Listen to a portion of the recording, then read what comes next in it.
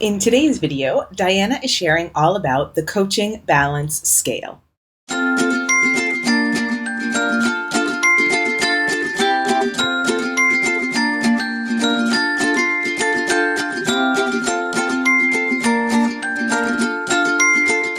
Hi, I'm Diana Beabout, and I've been a teacher, coach, and mentor in the United States and internationally for over 20 years, and am the Academy Mentor for the Coach Certificate and Mentorship Program at Eduro Learning. In this Coach Better QuickTips episode, I'm going to share an overview of the coaching balance scale developed by former instructional coach Kevin Schlomer that helps assess how teachers are working with instructional coaches productively or what might be causing hesitation in developing a meaningful coaching relationship. This topic that relates to the roles of coaches and how those roles play out in practice is discussed at length among coaches and is addressed in the Coach Certificate and Mentorship Program. The Coaches are academic, year-long online certificate and mentorship program designed to help you coach better. Inside the Coach, we talk about how coaches can support their coachees through a variety of coaching stances that are all part of the coaching balance scale. Today's episode will give you a peek into those kinds of conversations so you can see if the coach is the right fit for you. Registration opens only once a year. Head over to edurolearning.com/coach to find out more. Okay, let's dive into the coaching balance scale. The opportunity to work with our colleagues through mentoring, collaboration, and coaching can be energizing and productive. However, many coaches are curious about why some teachers might be hesitant to engage in a coaching relationship. What caught my attention with Kevin Schlomer's explanation of the coaching balance scale and its different categories was the role power played in teachers' experiences and perceptions in working with instructional coaches, and how that could explain why some teachers might be hesitant to work with a coach. To clarify, Schlomer refers to power as control over decision-making. Based on this, Schlomer expanded on Steve Barkley's evaluation and coaching continuum, adding new categories centered on peer coaching. Kevin Schlomer's article covers a lot about power around decision-making and its impact on teacher-coach relationships. In this episode, I'm going to focus on the 5 main categories of the coaching balance scale. In each of these categories, notice where the responsibility and power lies between the coach and the teacher. The first category is supervision. In this role, as a coach, you are responsible for implementing programs, policies, and procedures for the school or division. You are generally trained on certain programs or are oriented to new school policies and then go on to inform teachers and follow up to make sure implementation is taking place. The second category is mentoring. This is usually when you are in charge of supporting and guiding new teachers. There's a focus on providing one-on-one or group support for teachers new to teaching and or new to the school district. With formal mentoring, the coaches and teachers are often required to document their work to share with administration. In both cases of supervision and mentoring, you're basically in charge of leading in any learning and related actions while teachers are given the topics to be learned and implemented.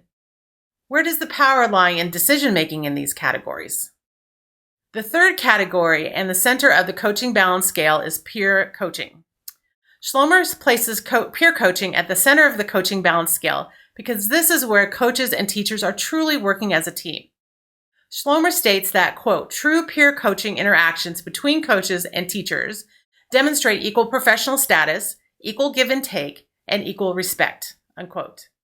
Any movement to the left or right of this category illustrates a shift in the balance of power and responsibility between the coach and teacher.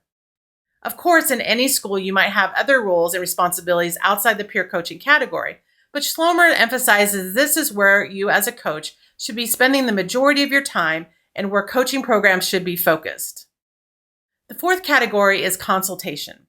In this category, you and the teacher might discuss resources, strategies, and ideas for use in the classroom, but you may not necessarily be involved with the students and the teacher in the classroom. The teacher makes decisions about what to use with their students, and may or may not share the results or provide you with feedback. The fifth category is information gathering. Information gathering involves very little contact between you and a teacher. They may ask some basic questions or inquiry about some resources, but any discussions or interactions with the teachers are limited. It is important to note that consultation and information gathering categories are ways to categorize interactions between you and teachers. It's not to judge the teacher or the coach, but to provide a basis for diving deeper into what is happening, how often and why, and its impact, positively or negatively, on a coaching program, and ultimately teaching and learning in your school or organization. When you become familiar with these 5 categories and their place in the coaching balance scale, you can start to understand the role of power in a coaching relationship. From there, you can better understand why some teachers may have negative perceptions about coaching when they've been in situations where there's been a huge imbalance on a personal level or a school-wide level. I encourage you to take a closer look at the coaching balance scale and consider how it might work in your context. You could use it for some self-assessment of your own work with colleagues or for a discussion with leadership about coaching in your school. It could also be used to organize feedback from teachers about working with a coach. Make sure to check out Kevin Schlomer's article hosted on Steve Barclay's website for more details. And if you'd like to hear more about the coaching balance scale and its application to coaching and professional learning, please let us know. Please share your questions, comments, ideas, and resource recommendations in the comments below or via Twitter @Eduro Learning and #coachbetter.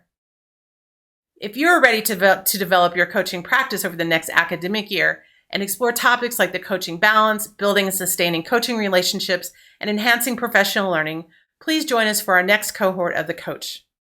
Wherever you are in building a coaching culture in your school, the coach will give you the strategies, skills, and tools you need to make coaching a success and will empower you to confidently apply instructional coaching strategies in any situation. From building a coaching program, to having coaching conversations, to being a leader in your school. We facilitate only one cohort each academic year, so we can often offer individualized support for each participant. Registration for our next global cohort opens on the 21st of February and closes on the 14th of March. For more resources like this, head over to Eduro Learning, where we provide customized online professional learning for educators at the intersection of technology, coaching, and leadership.